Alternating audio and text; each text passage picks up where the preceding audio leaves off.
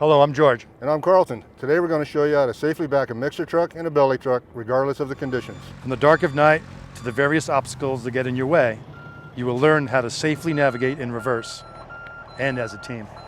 Emphasis on team. The video isn't just for those who get behind the wheel, it's also for the spotters on the ground assisting the driver. The next few minutes, you'll be learning the following: the red zone, what it is and how to use it; backing essentials, what the spotter and driver need to know on the job site; hand signals. There'll be 5 hand signals that will be taught. Your understanding of this material is not only critical to your safety, but to the company also. Please consider these stats. Since 2010, our trucks have been involved in 19 accidents, many which could have been prevented. The average cost of an accident involving a belly truck is over $7,000. If that accident is avoided, we are able to keep our expenses down, keep our trucks out of the shop, and keep you in a job. And of course, most important, your life. These trucks are big and unforgiving. Unsafe backing could cause serious injury, even death, to anyone in the truck's path. That path has a name. It's the red zone. The red zone is a space directly behind the truck. The length of it depends on the truck that is reversing. Once the vehicle gets within a truck length of what it is backing up to, it's considered to be the red zone. For example, the average length of a mixer truck is 40 feet. Therefore, once it gets within 40 feet of its backing destination, it's in the red zone. The 60-foot belly truck enters the red zone once it gets within 60 feet of what it is backing up to. Objects in the red zone can be difficult for a driver to see. It's also where there's the greatest risk for accidents and injuries. As a driver, following these guidelines will help keep you and others behind you safe. First off, before reversing into the red zone, the driver should do 2 things. 1, locate where the spotter is. 2, line up the tires as much as possible for straight backing. Once inside the red zone, control of the truck is transferred from the driver to the spotter. In the red zone, the driver is to only use one side mirror. It's the mirror that the spotter is currently in. The opposite mirror, in which the spotter cannot be seen, is never to be used inside the red zone. If by chance the spotter disappears from the mirror, the driver is to stop until visual contact is reestablished in that same mirror. Although the spotter has authority in the red zone, the driver is still empowered to goal or get out and look if he or she remains uncertain about a particular backing process. This could include getting out to assess low-lying power lines. Goal is also pertinent if a driver is unclear about what the spotter is trying to communicate. As far as what's expected of a well-trained spotter, he will need to locate a potential hazard well before the truck reaches the red zone and then be able to proactively communicate these observations to the driver.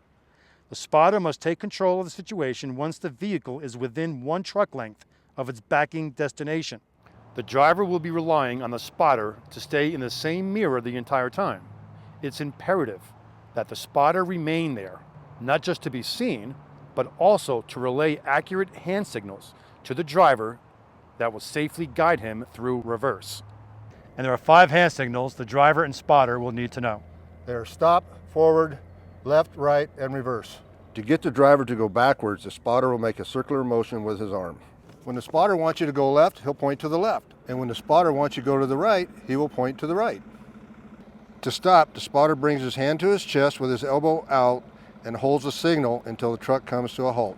To get the driver to go forward, the spotter's arm makes a chopping motion with a hand going back and forth in a straight line. Now it's time to show you how this all comes together in a live scenario.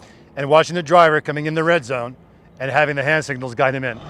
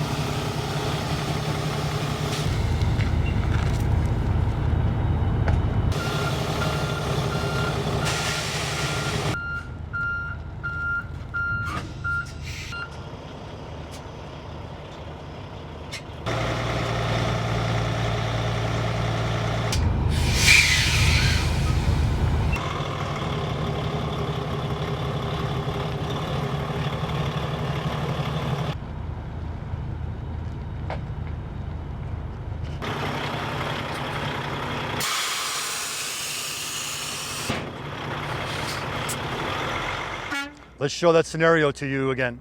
but this time breaking down what the driver and spotter did. Most belly trucks will enter the site from behind and then back up toward the paver or windrow. That's the vicinity where the spotter will typically be standing, also checking the surroundings for possible obstacles. Before backing, the driver should locate the spotter in his mirror. For a belly truck, that's typically the left side mirror. As the driver is backing, he'll want to get his equipment as straight as possible before entering the red zone. He's also permitted to use both mirrors before getting within a truck length of his destination. Once in the red zone, the spotter takes control of the truck and communicates that to the driver. Ideally, the driver is to communicate back that he understands. Again, once inside the red zone, only one mirror is to be used. It's the mirror that the spotter is in. The spotter communicates with one of 5 hand signals. For reverse, the spotter moves his arm in a circular pattern to guide the driver back. If the spotter leaves the mirror or the driver loses visual contact with the spotter, the driver is to stop. He can either wait for the spotter to reappear or goal, get out and look. Once the spotter reappears with clear hand signals, the driver can then proceed. Because a belly truck's equipment should be pretty well lined up before entering the red zone, the left and right signals from the spotter are seldom used during reverse. To get the driver to stop, the spotter puts his hand to his chest with his elbow out. The driver only moves forward when the spotter tells him to. That's done by moving the arm back and forth in a straight chopping motion. A point to the left from the spotter gets the driver to turn left. A point to the right gets the driver to turn right. Once again to stop, the spotter puts his hand on his chest. Not all backing happens during daylight hours. Nighttime brings its own obstacles. While the lighting has changed, the responsibilities of the driver and the spotter have not. The same rules and hand signals that you saw in the daytime also apply at night. Only thing different is the spotter wears a reflective vest and waves a lighted wand for added visibility. Here is what nighttime backing looks like in a concrete mixer truck. The spotter's waving of the hand in a circular motion tells the driver that it's okay to back up. Depending on the scenario, the spotter may need to stand on the right side of the truck. In that case, the driver would lock onto the right mirror for the duration of the time he's in the red zone. Just as in daylight, when the spotter brings his hand to his chest, then the driver must stop. Whichever way the spotter points, the driver needs to turn his wheel accordingly.